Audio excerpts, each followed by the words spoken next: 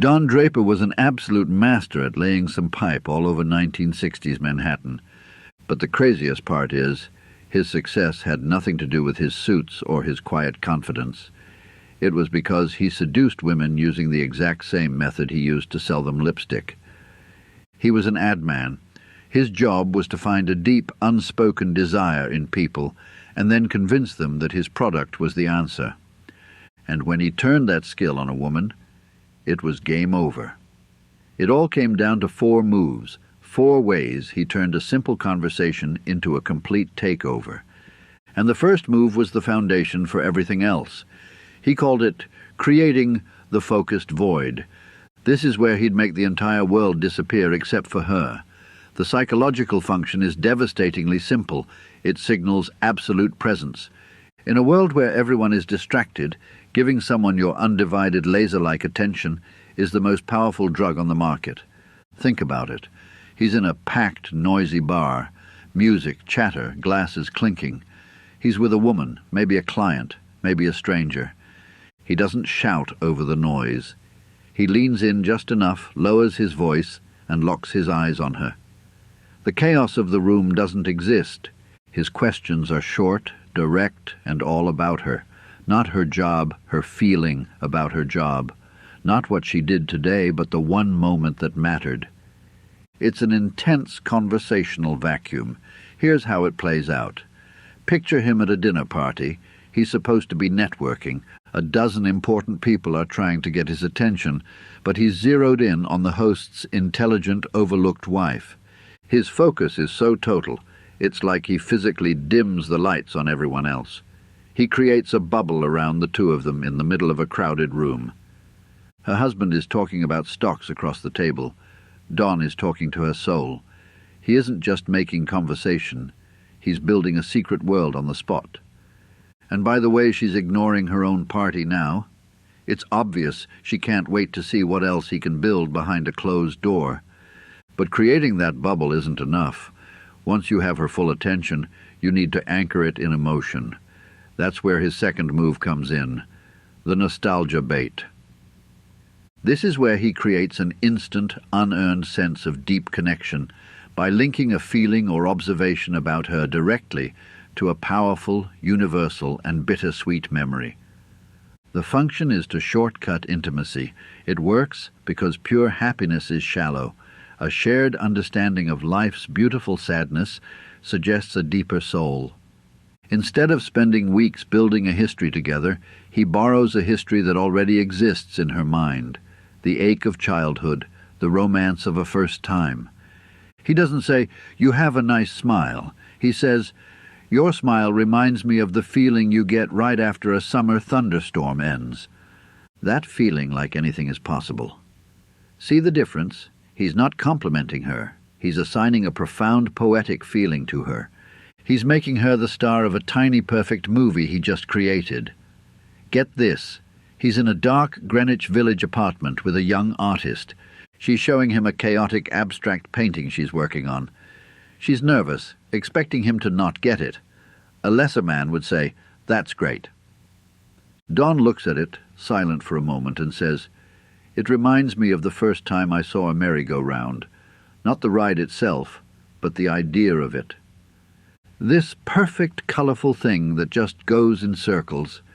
It's beautiful, but it can never take you anywhere." He's not talking about the paint on the canvas. He's talking about her life, her dreams, her secret fears. He's holding up a mirror to her soul. And the way she just put her brush down. It's clear she's ready to create a new memory with him, one where the ride doesn't just go in circles. So you've created the bubble, you've set the emotional hook with nostalgia. Now you have to move. Draper never ever waited for permission. He operated with what I call the assumptive frame. This move is about bypassing the logical brain entirely. He frames a command or a next step as a foregone conclusion. He doesn't ask, "Would you like to go for a drink sometime?" That gives her the chance to think, to weigh pros and cons, to say no. Instead, he states what is going to happen. "My car is downstairs. We're getting a drink." The psychological principle makes agreement the path of least resistance.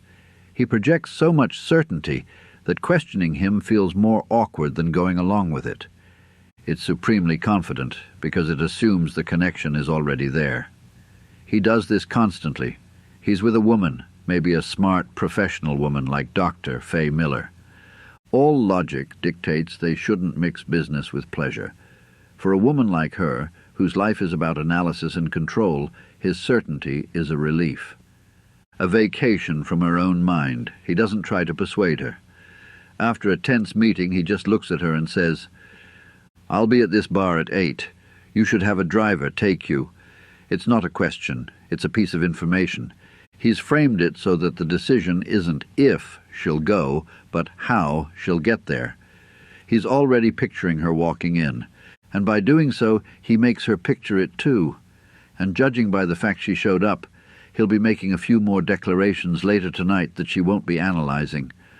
Okay, you can do all of that. You can create the void, you can bait the nostalgia, you can frame the next step.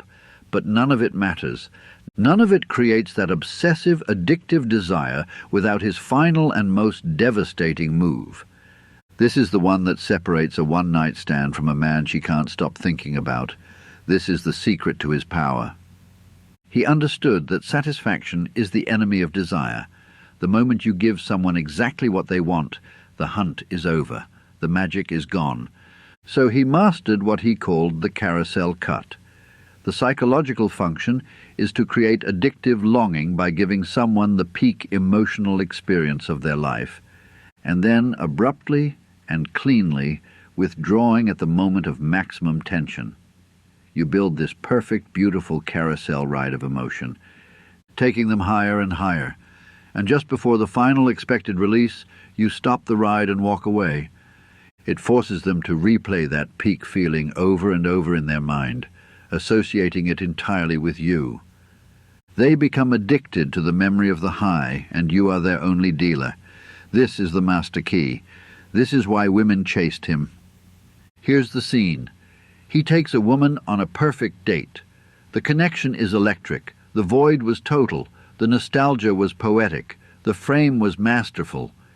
He walks her to her door. She's looking at him with those eyes. This is it. This is the moment every movie, every book has trained her to expect. He's supposed to lean in, come inside, and close the loop. And what does he do? He gives her a soft, knowing smile. He says, "Good night." And he turns, and he walks away into the darkness. He leaves her standing there with a racing heart and 100 questions.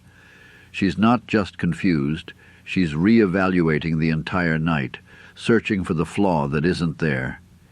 He built this perfect, beautiful machine of desire and shut it off right at the peak.